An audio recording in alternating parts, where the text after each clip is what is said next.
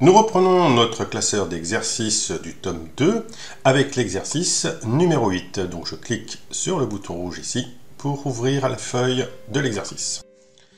Sur cette feuille de départ, donc j'ai les données brutes, donc les titres de mes différents produits, prix unitaire, qu'on nomme souvent PU, avec les prix énumérés. Nous avons les différentes dates qui correspondent au début de chaque mois. Donc nous avons les 12 mois, et nous avons les quantités vendues pour chacun des mois. Donc en règle générale, quand on commence avec un tableau brut comme ça, on commence par le présenter un petit peu pour le rendre attractif. Donc déjà, je vais sélectionner l'ensemble de la matrice, qui va de A1 jusqu'à N7, et je vais mettre les bordures, donc c'est ici sur le ruban, et je vais mettre toutes les bordures.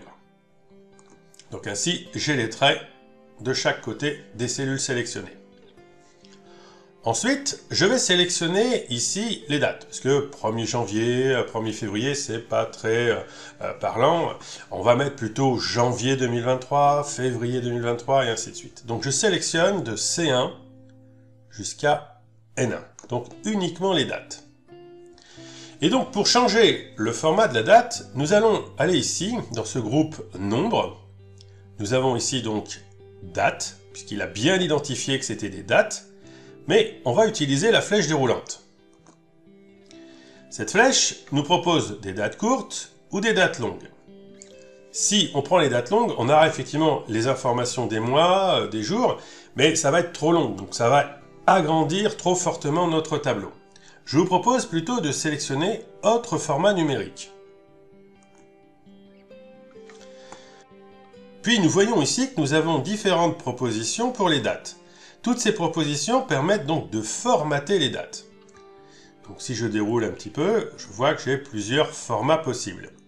Moi, ce qui va m'intéresser ici, c'est d'avoir le nom du mois et l'année. Je clique là. Alors quand il dit mars 12, c'est un exemple. C'est mars 2012. Mais bien évidemment, en cliquant sur cet exemple, il me met là-haut le véritable exemple. Janvier 23. Je pourrais choisir n'importe quel format, bien évidemment, et celui-ci va s'adapter.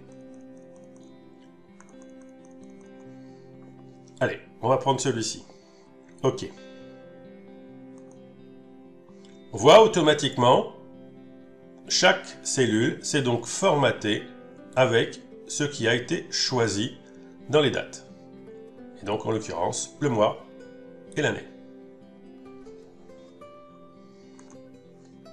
Je vais maintenant sélectionner les cellules B1 jusqu'à N1, donc les titres des colonnes. Je souhaite centrer avec ce bouton l'écriture à l'intérieur des cellules. Et je vais mettre une couleur de fond, un gris léger par exemple, celui-ci, pour bien marquer les titres. Je vais faire la même chose avec les titres ici des produits. Donc je les sélectionne de A2 jusqu'à A7 et je reclique sur le pot de peinture. Je n'ai pas besoin d'ouvrir la liste des couleurs puisque le pot de peinture me montre la dernière couleur qui a été sélectionnée. Donc je peux directement cliquer sur le pot de peinture et le grisé va s'adapter aux cellules qui ont été sélectionnées. Je vais maintenant sélectionner tous les produits. J'appuie sur la touche CTRL du clavier que je maintiens enfoncé et je sélectionne de B1 jusqu'à N1 et je relâche la touche CTRL. Cette touche CTRL est la multi-sélection. Ça va me permettre de prendre plusieurs cellules qui ne sont pas adjacentes et faire une action commune à l'ensemble de ces cellules. En l'occurrence, je vais choisir ici G pour le gras pour mettre du gras sur les titres. Ainsi, les titres sont beaucoup plus visibles. Je clique en dehors pour voir le résultat. Étape suivante, on m'avait dit dans l'énoncé que les prix étaient en euros. Donc, je vais les sélectionner ici, donc de 600 jusqu'à 30, donc les cellules B2 jusqu'à B7. Et dans le groupe nombre, j'ai ici un petit bouton qui a la forme d'un billet avec des pièces. Je vais cliquer une fois dessus et j'ai le format euro qui est rajouté pour chacune des valeurs. On a même les décimales, donc les centimes éventuellement, qui ont été affichés. Je peux cliquer maintenant en dehors de mon tableau. Voilà, donc j'ai répondu à la première question, donc j'ai arrangé un petit peu mon tableau. Il est encore bien évidemment sobre, hein. On n'a pas mis des couleurs flash pour l'instant. Puis de toute façon, comme je connais l'exercice, je sais que je vais avoir des choses à rajouter. Donc je ne me précipite pas pour faire des choses un petit peu trop particulières qui vont me demander trop de modifications. Pour l'instant, je me contente de cette sobriété. Et nous allons passer à l'étape numéro 2. Pour l'étape numéro 2, on me propose de mettre en place des totaux des quantités vendues et des CA. Donc ce qu'on appelle les CA, c'est les chiffres d'affaires, par mois et par produit. Donc je vais retourner sur ma feuille départ. Et je vais rajouter ici le total des quantités vendues et le CA par mois. Donc, je vais faire des totaux en colonne. Je sélectionne tout d'abord ce titre ici, Total quantité vendue. Je clique dessus, je maintiens la souris enfoncée et je glisse ma souris sur la cellule qui est juste après, donc celle qui est à droite. Donc en réalité, je sélectionne deux cellules, celle qui contient le texte et celle qui est vide. Et je vais fusionner ces deux cellules. Donc je vais faire en sorte qu'elles n'en forment qu'une seule. C'est ça la fusion. Nous avons le bouton ici qui s'appelle fusionner et centrer. Donc je clique dessus, fusionner, centrer. Donc j'ai mon titre maintenant qui est dans une cellule unique. J'en profite pour cliquer sur le bouton des bordures, ce qui va me permettre de faire une bordure tout autour de cette cellule. Je fais la même manipulation pour le CA par mois. Donc je sélectionne A9 et B9, je clique sur fusionner centrer et je clique sur la bordure. Voilà le résultat. Ensuite, je me positionne en C8. Je vais effectuer mon premier calcul. Là, en l'occurrence, le calcul est très simple. C'est simplement le total des quantités vendues, tout produit. Donc, c'est la somme des cellules qui vont de C2 jusqu'à C7. Il y a plusieurs façons de faire des sommes, on l'a vu dans la vidéo précédente. Je vais donc prendre le plus rapide. Ce que je vous recommande, c'est la somme automatique. Donc je reste sur cette cellule, je ne tape rien du tout, et je me dirige sur le ruban pour cliquer sur le bouton de la somme automatique. Automatiquement, Excel me propose de faire égale somme, il met les parenthèses et propose C2 de point C7. Et il me met en bleu les cellules sur lesquelles il va faire le calcul. Alors là, je prends mon temps, parce qu'on débute, mais bien évidemment, dans le futur, on va un peu plus vite. Pourquoi? Tout simplement parce qu'il faut être vigilant sur la sélection que propose Excel. Il a raison, c'est bien, super, mais il pourrait aussi se tromper. Donc je jette quand même un petit coup d'œil sur cette surface bleue qu'il m'a sélectionnée. Est-ce que ça représente bien les données numériques que j'ai besoin dans mon calcul de la somme? Oui, effectivement, c'est bien de la première valeur 120 jusqu'à la dernière 180, donc de C2 à C7. Comme je suis d'accord, je viens valider avec la coche qui est ici.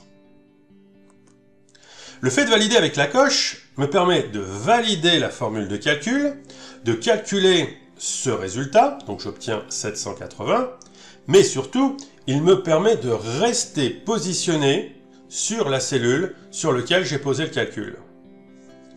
Tout simplement parce que je vais en profiter pour utiliser la petite poignée qui est en bas de la cellule qui vient d'être calculée pour étirer cette formule sur les autres colonnes.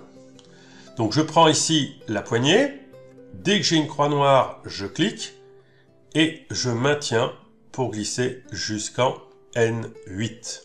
Et là, je relâche, et en relâchant, automatiquement, les calculs s'effectuent. Donc j'ai des sommes, hein, si on regarde ici, février, j'ai bien la somme de D2, D7, en mars, somme de E2, E7, avril, somme de F2, F7, et ainsi de suite, jusqu'à la dernière, décembre, où j'aurai la somme de N2, N7. On appelle cette opération donc une recopie.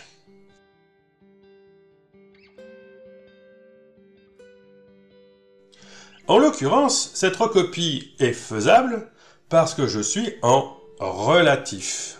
Alors le relatif, c'est une notion qu'on parle souvent aux débutants. C'est la notion qu'on a de base quand on travaille sur Excel. C'est-à-dire qu'on donne une relation, une distance entre les éléments sur lesquels on fait des opérations ou des références. Là, en l'occurrence, pour vous expliquer tout simplement, c'est peut-être une révision pour certains ou une découverte pour d'autres, mais quand je positionne ici ma somme et que je dis de C2 à C7, en réalité, je demande à Excel de faire la somme de la donnée qui se trouve 1, 2, 3, 4, 5, 6 cellules en haut, jusqu'à une cellule en haut. Et quand je recopie à côté, en réalité, je lui recopie la même chose. Fais la somme de ce qui se trouve 6 cellules plus haut, jusqu'à une cellule plus haut. Et je continue. Fais la somme de 6 cellules plus haut, jusqu'à une cellule plus haut. C'est ce qu'on appelle le relatif. Je donne donc une distance entre l'élément où je suis, ce qu'on appelle la cellule active, qui est ici entourée en vert, et les éléments qui vont constituer la formule de calcul. Je vais maintenant me positionner en cellule C9. Et en C9, je vais maintenant calculer le chiffre d'affaires par mois. Alors, le chiffre d'affaires, c'est un peu plus complexe. Le chiffre d'affaires, c'est le nombre de produits multiplié par le prix du produit. Mais bien évidemment, l'exercice serait trop simple si j'avais mis le même prix pour tous les produits. Il y a un prix différent pour chacun des produits. Donc, en l'occurrence, ici, il va falloir faire la somme de 120 fois 600, plus 80 fois 400, plus 50 fois 900, plus 200 fois 100, plus 150 fois 20, plus 180 fois 30. Et après, il va falloir recopier la formule de calcul. Alors bien évidemment, on le voit ici, c'est-à-dire que quand on va recopier, les données de janvier vont passer à février, on est en relatif, génial, super, j'ai compris le truc.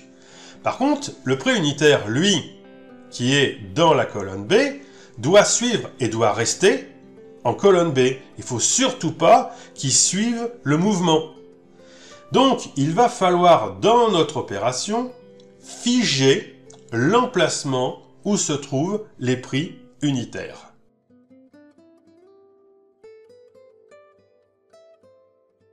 On dit qu'on utilise des références absolues. L'absolu, c'est quand on fixe l'endroit. Pour cela, on va utiliser un signe sur Excel qui est le signe $. Le signe $ sous Excel ne signifie pas monétaire, ne signifie pas le dollar. C'est un signe que vous avez sur le clavier et qui permet de faire comprendre à Excel que la donnée est figée, ne bouge pas d'endroit. Je vais vous montrer comment on établit cette formule. Là, cette fois-ci, je n'utilise pas la somme automatique. Je vais écrire la formule. On commence donc par égal. Je clique en C2, multiplier, donc c'est l'étoile, et je clique en B2. C2, c'est du relatif, donc je ne touche pas à l'écriture. B2, ça doit être de l'absolu, donc il faut rajouter les dollars. Pour rajouter les dollars, il suffit tout simplement d'appuyer une fois sur la touche F4 de votre clavier. Et on voit automatiquement dans la barre de formule, Excel a rajouté un dollar devant le B et un dollar devant le 2, ce qui donne $B, $2. Et cette écriture fait comprendre à Excel que la donnée qui est en B2 ne doit surtout pas se déplacer, elle reste à cet endroit précis. Plus. Alors, il y a deux écoles, si je puis dire. Il y a les gens qui vont mettre des parenthèses et d'autres qui vont pas en mettre. Effectivement, j'aurais pu mettre des parenthèses ici, entre C2 et B2 pour montrer la multiplication. Et à chaque fois, mettre les parenthèses. Je sais que la multiplication est prioritaire par rapport à l'addition, donc en réalité, les parenthèses dans cet exemple ne sont pas nécessaires. Maintenant, ce n'est pas une erreur de les mettre. Si ça vous rassure et vous êtes beaucoup plus prudent en les mettant, faites-le. Je vais continuer d'ailleurs en les mettant. Allez, j'ouvre ma prochaine parenthèse. Maintenant, je vais calculer sur les tablettes. Donc, je viens cliquer en C3. Multiplié par B3. Et là encore, je réfléchis. C3 va varier, va bouger de mois en mois, donc c'est du relatif. B3, c'est le prix, il est figé, il ne doit pas bouger d'endroit. Donc, je mets l'absolu. Les dollars, touche F4. Je ferme la parenthèse. Alors, petite remarque à ce niveau, je ne la ferai pas forcément dans le futur, mais regardez, il y a des couleurs. Les couleurs vous indiquent dans les cellules la même chose qu'il y a dans la barre de formule. Où est le bleu? Où est le rouge? Où est le violet? Où est le vert? Et ainsi de suite. Et au fur et à mesure où on monte la formule, Excel va mettre en couleur ce sur quoi je travaille, pour nous aider à nous vérifier, en fait. Je continue, un peu plus vite, bien évidemment. Pardon, hop, plus. Oh, décidément. Plus, allez, parenthèse ouvrante. Je clique en C4, multiplié par B4. J'appuie sur la touche F4, ça met les dollars. Je ferme la parenthèse. Plus, parenthèse. Je clique en C5, multiplié. Je clique en B5, touche F4 pour mettre les dollars. Je ferme la parenthèse. Plus, parenthèse ouvrante. Je clique ici en C6, multiplié par B6, touche F4 pour mettre les dollars. Je ferme la parenthèse, plus, parenthèse ouvrante, et nous allons faire le dernier, C7, multiplié par B7. J'appuie sur la touche F4, j'ai les dollars, je ferme la parenthèse.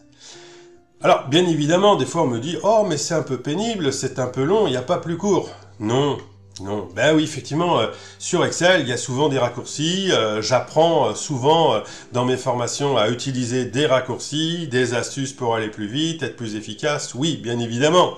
Mais il y a des fois, tout simplement, il faut aussi poser les formules de calcul d'une manière arithmétique et il faut s'y coller. C'est comme ça. Allez, je valide en appuyant sur la coche. J'obtiens mon résultat 177 400. On voit automatiquement que le format monétaire a été rajouté à ma cellule, tout simplement parce que Excel a détecté qu'à un moment donné, je fais référence à des prix. Donc il a repris le format des prix et il l'a adapté au résultat. Super intelligent ça. Ça, c'est un bon raccourci. Ensuite, comme la valeur numérique est plus grande que la largeur de la colonne, très rapidement, on a pu voir, il a agrandi automatiquement la largeur de la colonne pour s'adapter. Je peux prendre maintenant la poignée et tirer ceci jusqu'en N9. Je relâche. Et là, donc, il a recopié les formules, mais, bizarre, j'ai des dièses. Pas de panique quand on a des dièses. Ça veut dire tout simplement que la largeur de la colonne n'est pas suffisante par rapport au contenu de l'une des cellules de la colonne. En l'occurrence, ici, en faisant la recopie, Excel n'a pas automatiquement adapté la largeur de la colonne. Eh oui, ça arrive, c'est comme ça. Des fois, il nous aide, des fois, il ne nous aide pas. Alors pour y arriver, c'est très simple. Je viens me positionner ici entre D et E sur le trait et je fais un double clic. Ça adapte la colonne D. Et je fais la même chose rapidement pour chaque colonne, ce qui me permet d'avoir une largeur ajustée à chaque contenu maximum de la colonne. Voilà, j'ai rangé le truc. J'ai bien par contre les euros qui ont été positionnés sur chaque valeur. Je sélectionne maintenant mes cellules ici, donc qui vont de C8 jusqu'à N9. Donc là où j'ai eu tous mes résultats. Et je clique ici sur le bouton des bordures. Voilà, donc automatiquement,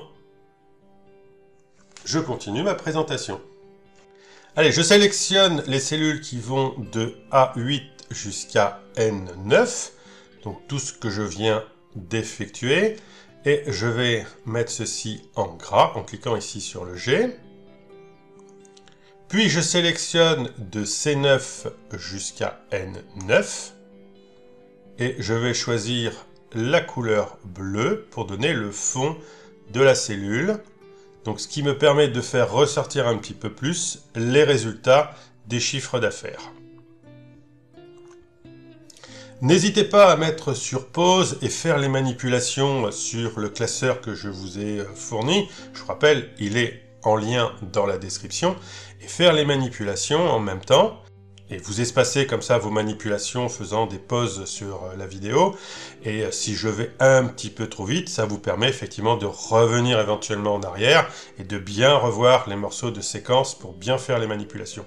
Je rappelle, ce sont des vidéos destinées aux débutants et donc il faut acquérir les fondamentaux. Donc je réexplique au cours de ces vidéos vraiment les bases d'Excel et il faut prendre le temps de les acquérir, de les assimiler avant de progresser vers des fonctions plus sophistiquées. Prenez vraiment le temps et faites les manipulations. Allez, je continue. Nous allons maintenant faire les CA par produit. Donc, je me positionne ici en cellule E1 et j'écris CA par produit.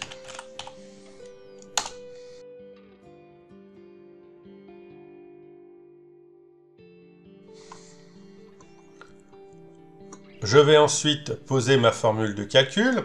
Donc la formule de calcul, c'est la somme de tous les produits multipliés par le prix unitaire. Donc ici, je peux poser une somme automatique, mais comme je vous le disais tout à l'heure, soyez toujours vigilants. Là, il me propose la somme automatique qui va de B2 jusqu'à N2. Oh là, attention! Il a pris le prix unitaire qu'il va ajouter à chacune des quantités. Non, non, non, non, surtout pas. Et oui, pourquoi a-t-il fait ça? Tout simplement parce que c'est une valeur. Et Excel ne sait pas que cette valeur va être multipliée après. Donc, il la considère comme une quantité. C'est idiot, bien évidemment. Donc, je reste suspendu et je prends ma souris, je clique en C2 et je glisse jusqu'en N2. Donc, je remontre à Excel la bonne matrice, la bonne plage de données. Et effectivement, c'est bien la somme de C2 à N2. Et je valide avec la coche. Oui, je vois que j'ai la bonne somme des produits. Je vais donc terminer maintenant ma formule. Je vais derrière, ici, la parenthèse dans la barre de formule. Je multiplie et je clique ici sur le prix unitaire qui est en B2. Alors, toute cette formule sera en relatif, car je vais tirer ma poignée après vers le bas. Et donc, il va y avoir un mouvement, une relation qui va être uniforme. Pas besoin de dollars dans cette formule de calcul. Je valide avec la coche. Et je descends ma formule de calcul ici jusqu'en O7. Pas de problème non plus de largeur, tout est parfait. Je vais en profiter également pour faire le total des totaux. Ça se dit comme ça.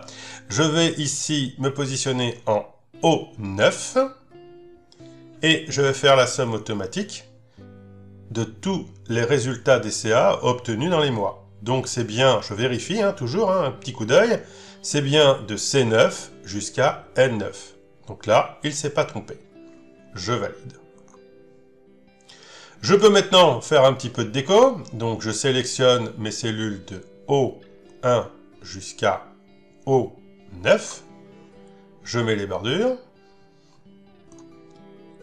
J'en profite pour faire en sorte que le titre CA par produit soit exactement comme les autres titres, c'est-à-dire en gris, un fond gris, pardon, et le titre en gras.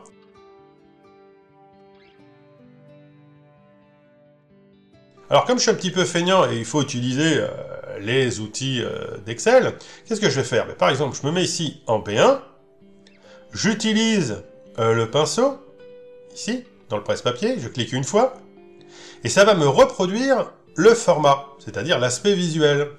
Je vois que mon curseur, c'est un pinceau. Je clique une fois en O1, et automatiquement, la cellule O1 se retrouve avec le même format, donc le fond gris et le gras. Je vais en profiter maintenant pour sélectionner de O2 jusqu'à O7, et je vais mettre, avec le petit pot de peinture, une couleur de fond. Je vais mettre par exemple un vert, voilà, pour faire ressortir les chiffres d'affaires des produits. Et pour finaliser, je vais me positionner en O9, ici. Je vais mettre la couleur rouge. Voilà. Allez, un petit peu de gras également. Et j'ai oublié de mettre du gras pour les résultats ici. J'en profite, je les sélectionne et je mets le gras. Voilà. Donc j'ai déjà mon tableau qui commence à prendre un aspect intéressant. Et je fais ressortir mes résultats. J'ai terminé donc la deuxième étape. Je vais donc passer à la troisième. Je retourne sur présentation, ici, sur la feuille de présentation. Point numéro 3. Ajouter des calculs de pourcentage pour analyser la part de marché de chaque produit par rapport aux ventes totales. Ah, on va faire des calculs de pourcentage.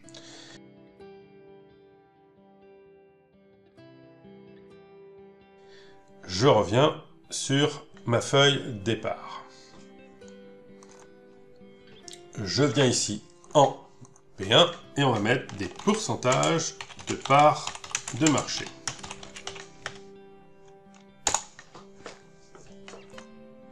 Alors, les calculs de pourcentage sont souvent une hantise chez certains débutants.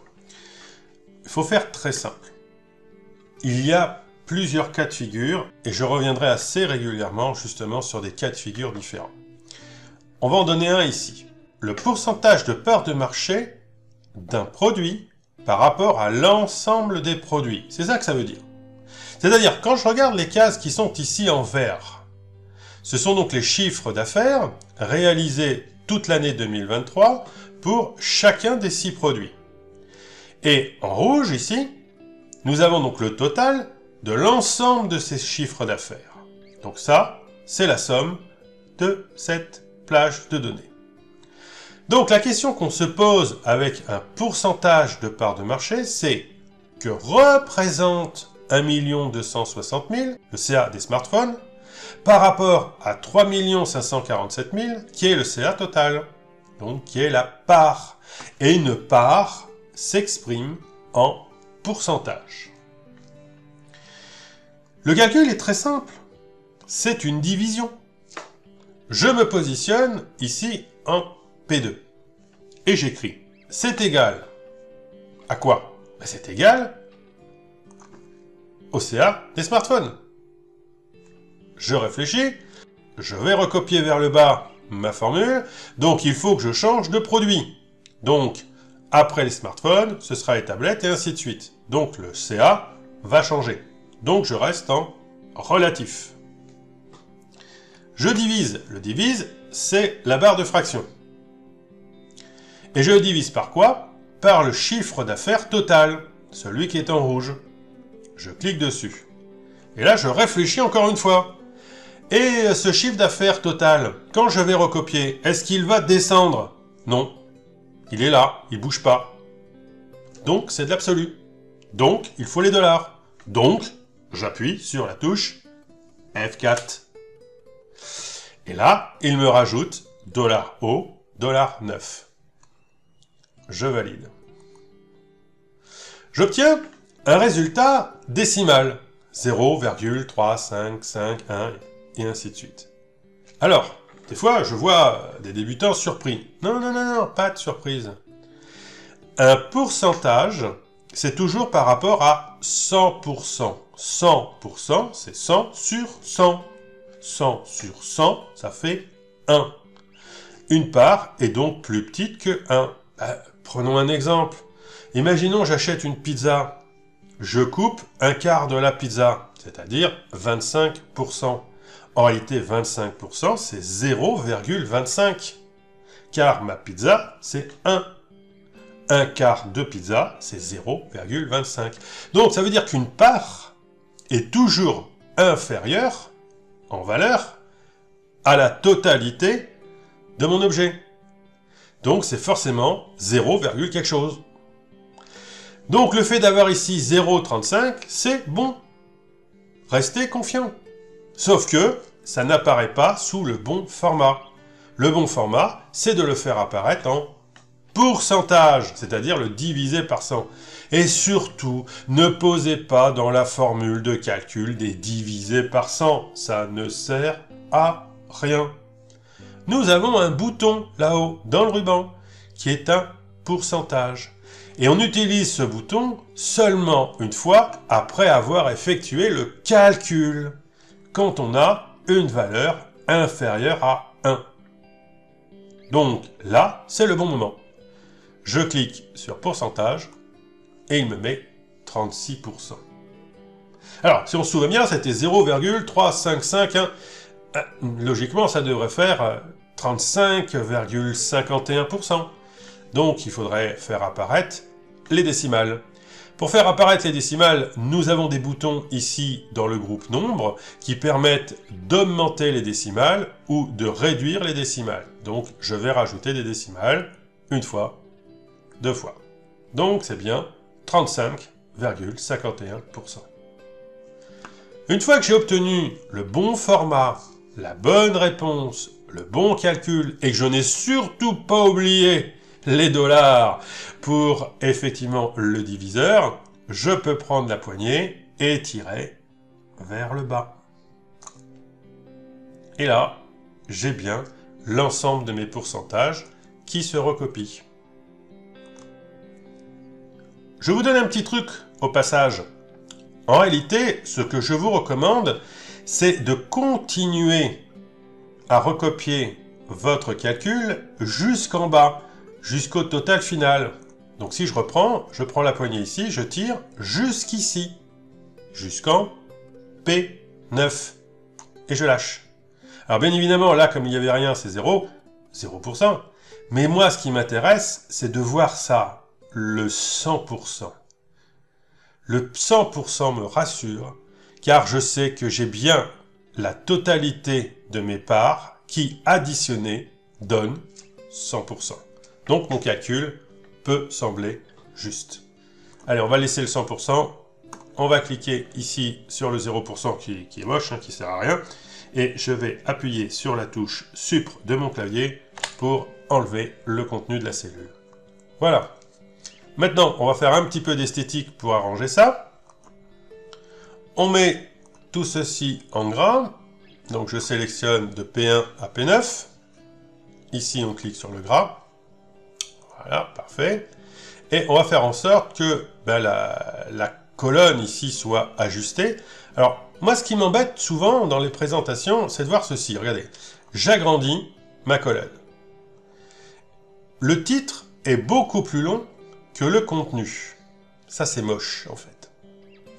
J'annule. Je vous propose une autre façon de faire. Je reste ici sur P1 et je vais cliquer sur cette commande du ruban qui s'appelle « Renvoyer à la ligne automatiquement ». Et donc, Excel va calculer et va ajuster le texte par rapport à une largeur de colonne optimale. C'est quand même mieux présenté. Juste cliquer sur le bouton de centrage. Voilà. Et c'est quand même pas mal. Il ne reste plus qu'à changer le format des couleurs. Donc je vais remettre le gris pour le fond, le graillet, et ainsi de suite. Maintenant, je vais mettre les bordures.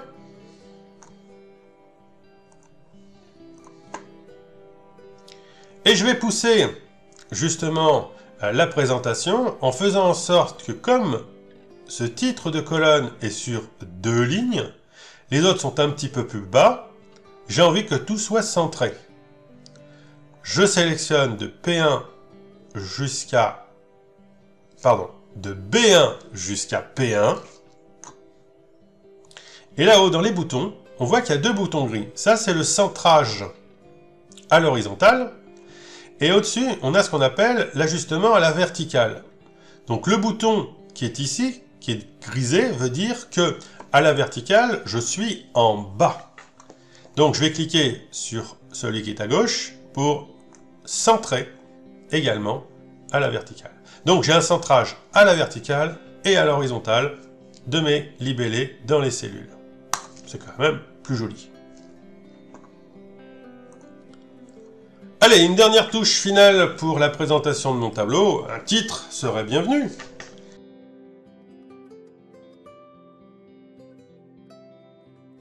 Mais j'ai pas prévu de place pour pouvoir mettre mon titre au-dessus du tableau. Qu'à cela ne tienne, on va insérer des lignes. Allez, je vais insérer 2 lignes. Je sélectionne ici 1 et 2. Donc les numéros de lignes. Donc je clique sur 1, qui devient vert. Je maintiens le bouton et je descends jusqu'à 2. Donc les lignes 1 et 2 vont donc être sélectionnées.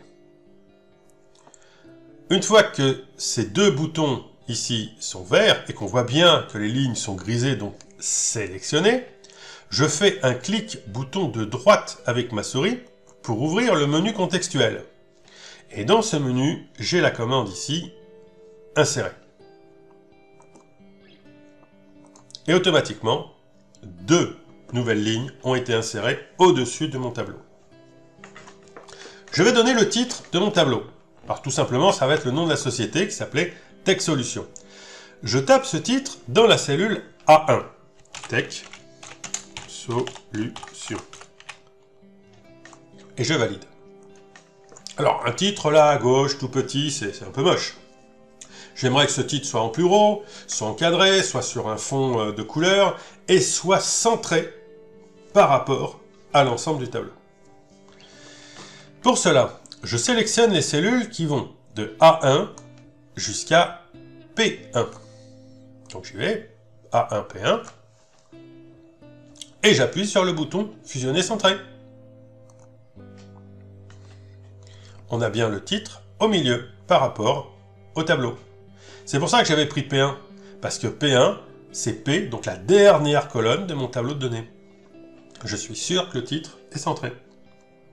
Maintenant, j'appuie sur le gras, et je vais utiliser le bouton A, ici le grand A, pour agrandir la taille du texte. Je passe à 12, je passe à 14, je passe à 16, je passe à 18. Oui, je clique autant de fois que j'ai besoin pour ajuster et voir visuellement ce qui me conviendrait le mieux. Allez, 26, c'est pas trop mal. Et je vais mettre une couleur de fond, donc je reste toujours sélectionné sur cette cellule fusionnée. Et je vais choisir dans le petit pot de peinture, tiens, par exemple, on va prendre un bleu, ici, le bleu de tout à l'heure. Je clique sur le bleu, et pour finir, j'encadre le titre en cliquant une fois sur la bordure. Voilà, maintenant il ne reste plus qu'à cliquer en dehors du tableau, et je vois, j'ai mon titre centré, joli, au-dessus de mon tableau. Voilà un joli tableau bien présenté. Alors, il y a plusieurs façons de faire, hein. Je vous donne une méthode, ça me permet de vous montrer différentes commandes, bien évidemment, mais après, changer les couleurs, changer les formes, donner des aspects différents, à partir de la solution, démultiplier ce qui est possible de faire et ce qui peut vous faire plaisir. Il nous reste une vingtaine de minutes pour terminer notre leçon, donc nous allons effectuer la dernière question de l'énoncé, qui est justement la mise en place des graphiques.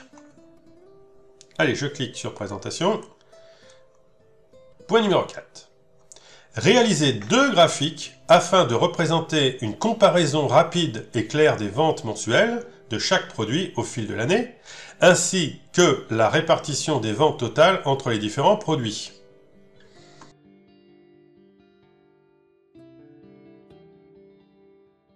Ah, 2 graphiques. Un est une comparaison et l'autre est une répartition. Alors c'est très simple. Quand on a besoin de faire une comparaison, on compare des éléments les uns par rapport aux autres, le graphique le plus adapté, c'est l'histogramme. Retenez bien, l'histogramme, c'est des comparaisons. Ensuite, des répartitions, ça fait penser à part, répartition, donc des parts. On reprend l'exemple que je vous ai donné tout à l'heure, les parts de pizza. Les parts de pizza, c'était des pourcentages. Les pourcentages, c'est des graphes en secteurs, qu'on appelle aussi vulgairement des camemberts. Alors j'avais pris mon exemple de pizza, mais j'aurais pu prendre ma part de camembert également. Donc retenez surtout ça, dès qu'on vous parle de comparaison, c'est un histogramme. Dès qu'on vous parle de répartition, c'est un graphique en secteur. Voilà. Allez, on va représenter ça sur notre feuille. Voilà, je suis donc revenu sur ma feuille de départ et je vais d'abord sélectionner les données que je veux représenter avant de les représenter. Donc faisons une sélection. Alors moi ce qui m'intéresse, c'est donc d'avoir une répartition des produits. Donc la liste des produits est ici, en colonne A. Et cette répartition doit pouvoir me faire une comparaison des différentes ventes en quantité mois par mois.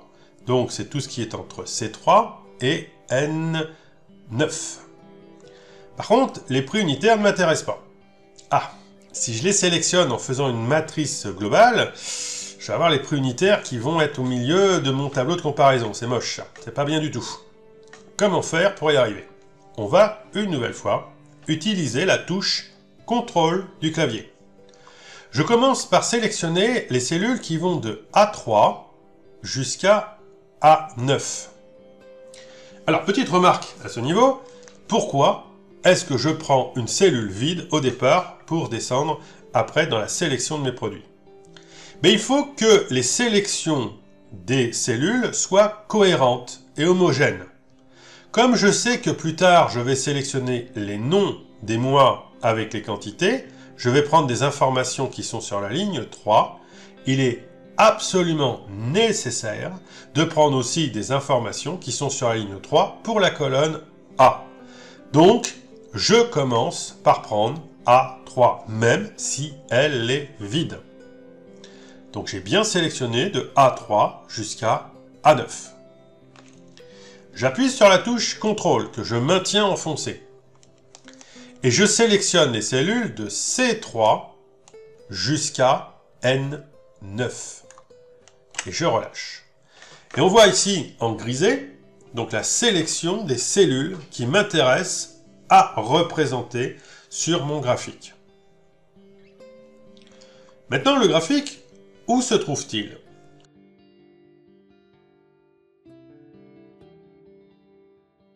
On l'obtient à partir de l'onglet Insertion.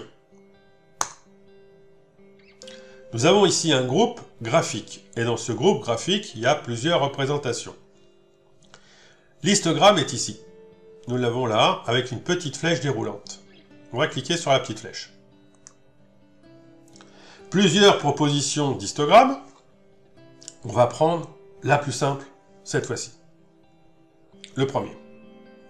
Je clique. Automatiquement, Excel me produit un objet avec l'histogramme. Je vais cliquer sur la surface blanche, ici, ce qu'on appelle la zone de graphique. Je clique et je glisse ma souris, c'est-à-dire je maintiens ma souris enfoncée, donc le bouton de la souris enfoncé, et je déplace ma souris, je vais venir le placer ici en dessous. J'ai les poignées sur les côtés de mon objet graphique, donc je peux tirer dessus. En règle générale, je vous recommande de prendre les poignées de coin. Ça permet de garder un agrandissement homogène, proportionnel de votre graphique. Voilà, donc il est un peu plus grand, donc c'est quand même plus lisible. Et là, on voit bien qu'il a représenté en abscisse. Donc l'abscisse, c'est la ligne ici en bas. Ça rappelle des souvenirs de collège à tout le monde. Donc nous avons ici en abscisse les différents mois. Chaque couleur représente ici dans la légende un produit. Oui, ça se fait automatiquement, c'est sympa quand même. Hein. Nous avons sur la grille les valeurs, donc ici sur les ordonnées. Nous avons donc les valeurs en quantité. Et cela permet donc de comparer les valeurs à l'intérieur de mon graphique avec les différentes barres. Donc on voit bien qu'au fur et à mesure que les mois évoluent, les quantités évoluent. Avec une prépondérance, bien évidemment, pour la barre bleue. Et cette barre bleue, c'est les écouteurs sans fil. Allez, nous allons rajouter un titre. Donc ici, nous avons titre du graphique. Je clique dessus. Il y a des petites poignées qui apparaissent. Et je reclique encore une fois pour sélectionner le texte et l'enlever. Et je tape comparaison des ventes mensuelles de produits. Voilà. Mais un petit titre, c'est quand même plus sympa. Et pour valider le titre, on clique en dehors du graphique, voilà, dans la feuille de calcul, et ça valide notre modification. Donc nous avons à réaliser le premier graphique, qui est donc un graphique en comparaison de mes ventes mensuelles. Nous allons maintenant effectuer le deuxième graphique, qui est donc les répartitions, donc les parts. Donc c'est un graphique en secteur. Donc tout d'abord, on recommence la même manipulation. On sélectionne les données numériques et texte pour la représentation de notre graphique. En l'occurrence, je reprends la même méthode. Ici, je commence en A3. Je prends la cellule vide et je descends jusqu'en A9 pour avoir cette cellule vide et l'ensemble des noms de produits. Ensuite, je reste cohérent, donc je vais venir prendre les CA des produits et donc je vais commencer en O3. Mais avant, j'appuie sur la touche CTRL que je maintiens enfoncée. Je clique en O3 et je descends jusqu'en O9 et je relâche. Donc j'ai bien les informations de la colonne A, donc les noms de produits, et j'ai bien les CA par produit qui sont dans la colonne O. Alors, un graphe en secteur ne représente qu'une seule série de données. Jamais plus. Si on a plus de sélectionnés, il ne montrera que la première série. Par contre, il y a un autre type de graphe en secteur qui s'appelle les graphes en nano, précisément, qui permettent, eux, de faire des représentations, effectivement, de parts sur différentes séries. Mais ça, ce sera une autre explication dans une prochaine vidéo. Restons très simples pour cette fois-ci. Je vais dans le menu Insertion, ici, l'onglet Insertion, et dans mon groupe graphique, j'ai un petit camembert, là. Donc je clique sur la flèche, j'ai plusieurs propositions, donc graphe en secteur 3D ou en nano. Donc nous, on va prendre le premier, le plus simple, le graphe en secteur. Je clique. Excel m'a dessiné mon exemple. Je viens cliquer sur la zone de graphique, donc la surface blanche. Je clique. Je glisse mon graphique en dessous. Je viens l'agrandir avec la poignée. Voilà. Voilà ma représentation. Chacune des parts ici est une part en pourcentage du CA par rapport au CA total. Chaque couleur représente bien un produit. Je vais changer le titre. Donc je viens cliquer tout simplement ici, une fois. Puis une deuxième fois pour modifier le titre. Répartition des ventes par CA. Et je clique en dehors. Voilà mes deux graphiques. Vous voyez, c'est quand même assez simple de faire des graphiques. La seule contrainte, c'est de bien sélectionner ces données au départ. Il nous reste encore un peu de temps et je vais en profiter pour vous montrer qu'on peut mettre aussi en évidence des graphiques créés. Je reviens sur ce graphique ici en secteur. Je vais cliquer une fois sur la surface blanche, ce qui fait apparaître les poignées autour du graphique. Et je vais regarder en haut sur mon ruban. En fait, mon ruban a été complété par un nouveau menu qui s'appelle Création de graphique. Et dans Création de graphique, il y a des styles de graphique. Il y a plusieurs propositions pour représenter notre graphe en secteur. Excel, pour l'instant, est positionné, ici il y a le cadre, sur le premier cas. Allez, je vais vous faire une petite démonstration. Je clique sur le deuxième. Automatiquement, mon graphique a changé d'aspect. La légende est passée au-dessus au lieu d'être en dessous. Les couleurs sont un petit peu plus hachurées. Alors ça, c'est intéressant quand on veut faire une impression. Bien évidemment, si je reviens sur le premier, on voit que les couleurs sont très foncées. Ça, sur une impression, ça va manger beaucoup de couleurs sur votre imprimante et c'est pas forcément très lisible. Si je prends le deuxième choix, on a quelque chose qui est plus doux, donc qui va consommer moins d'encre, plus économique, il faut y penser, et surtout plus facile à lire. Je vous montre une troisième solution, ici. Là, je retrouve mes couleurs, mais cette fois-ci, j'ai à l'intérieur de mes parts les pourcentages, qui avaient été calculés avec notre formule tout à l'heure. Cette fois-ci, Excel les a calculés lui-même et les a affichés sur les différentes parts. Je vais prendre un autre style. Là, j'ai les pourcentages et j'ai un grisé. Encore un autre style. Encore un autre style.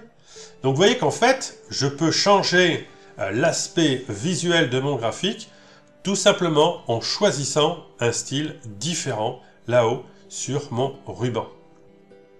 Allez, je vais revenir sur celui-ci qui est plus doux. Mais la même chose est vraie pour les graphes avec les barres. Allez, je clique à côté sur mes comparaisons. Je retrouve également là-haut des styles pour mon histogramme. Je suis par défaut sur le premier, mais si je clique sur le deuxième, l'aspect visuel de mon graphe change. Là, en l'occurrence, la légende passe au-dessus et j'ai des valeurs numériques pour mes différentes barres. Je choisis le troisième ou le quatrième. Bon, là, c'est un peu chargé quand même sur 12 mois, donc avec les valeurs, c'est pas forcément très lisible, mais on voit que on change l'aspect visuel assez facilement. Allez, je vais revenir sur le deuxième, qui est le plus propre.